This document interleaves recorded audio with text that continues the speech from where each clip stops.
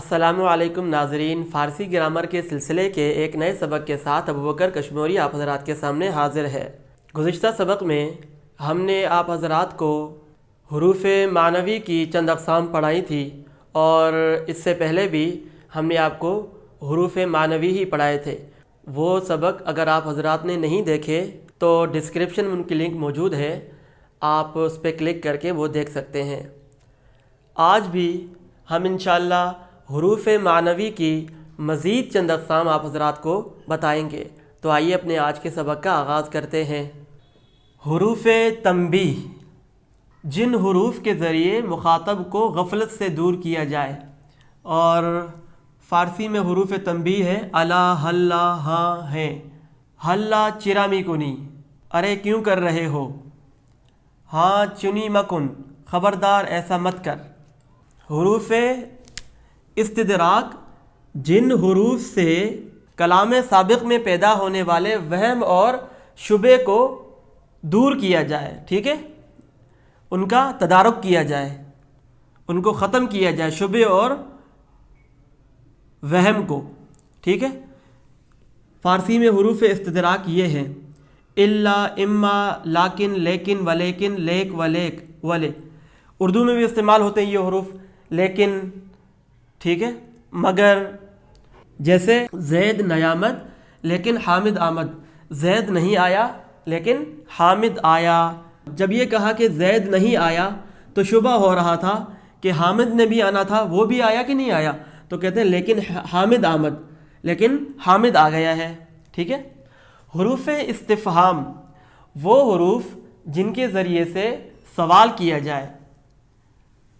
حروف استفہام دیکھ لیں، آیا یہ ہر قسم کے سوال کے لیے آتا ہے، ٹھیک ہے، اور چے، چیست، قدام، یہ ہر چیز کے لیے آتا ہے۔ چے مطلب کیا، قدام مطلب کون سا، کس صرف انسانوں کے لیے، ٹھیک ہے، کجا، کو مکان کے لیے، اور زمان کے لیے، وقت پوچھنے کے لیے، چگونا حال پوچھنے کے لیے، حال کی کیفیت، چرا سبب، کیوں، چوں یہ حال اور سبب دونوں کی کیفیت کے لیے آتا ہے، چند عدد کے لیے۔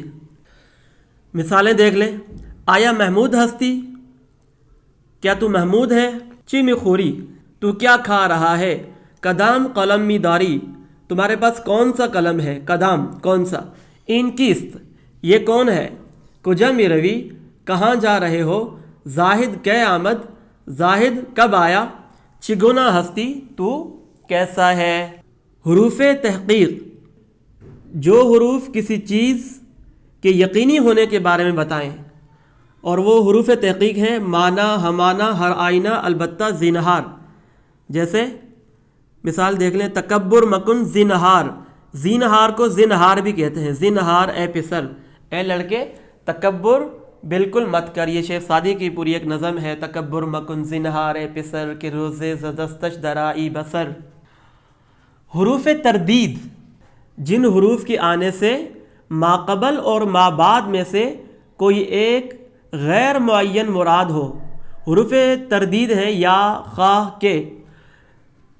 ماقبل اور مابعد کا مطلب ہے کہ جب یہ حرف آئے گا اس حرف سے پہلے اور اس حرف کے بعد والا، ٹھیک ہے، ماقبل کا مطلب ہے اس حرف سے پہلے والا، اور مابعد کا مطلب ہے اس حرف سے بعد والا، ٹھیک ہے۔ زید یا حامد آمد، زید یا حامد آیا۔ اب یہ نہیں پتا کہ زید یا حامد میں سے کون آیا، بس غیر معین ہے، کسی کا تعین نہیں کیا، بس دونوں میں سے کوئی آیا ہے، ٹھیک ہے۔ زاہد را بگو خواہ حامد را، زاہد کو کہو چاہے حامد کو۔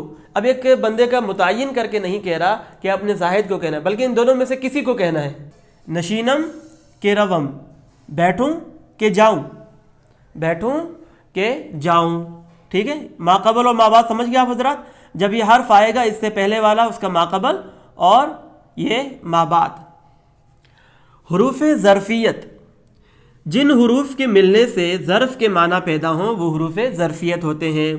لاخ، سنگ، سنگ کے ساتھ ہم نے لاخ ملایا تو یہ بن گیا سنگ لاخ، مطلب پتھریلی، ٹھیک ہے۔ زار، گل کے ساتھ ہم نے زار ملائے تو بن گیا گلزار، یعنی گلوں کی جگہ، باغ۔ سار، شاخسار۔ ستان، پاکستان۔ دان، گلدان۔ کدا، میں کدا۔ گاہ، بار، گاہ۔ ٹھیک ہے، یہ چیزیں ہم نے جب آپ کو اس میں ظرف پڑھایا تھا اس میں بھی تفصیل سے بتائی تھی، تو اس میں ظرف کا اگر آپ نے سبق نہیں دیکھا وہ بھی آپ ڈسکرپشن میں لنک موجود ہے، اس کو بھی اچھے سے دیکھ لیں۔ تو یہ تھا ہمارا آج کا سبق، امید ہے کہ آپ حضرات کو پسند بھی آیا ہوگا اور سمجھ میں بھی اچھے سے آ گیا ہوگا۔ لیکن اگر پھر بھی سمجھ میں نہیں آیا تو آپ حضرات کمنٹ سیکشن میں ہم سے پوچھ بھی سکتے ہیں۔ اگلی نشست میں ہم انشاءاللہ مزید حروف معنوی آپ حضرات کو بتائیں گے۔ آپ ہمارے اس چینل کو سبسکرائب کریں تاکہ ہمارا ہر نیا سبق بر وقت آپ تک پہنچ سکے۔ اپنا خیال رکھیے گا۔ السلام علیکم ورحمۃ اللہ وبرکاتہ۔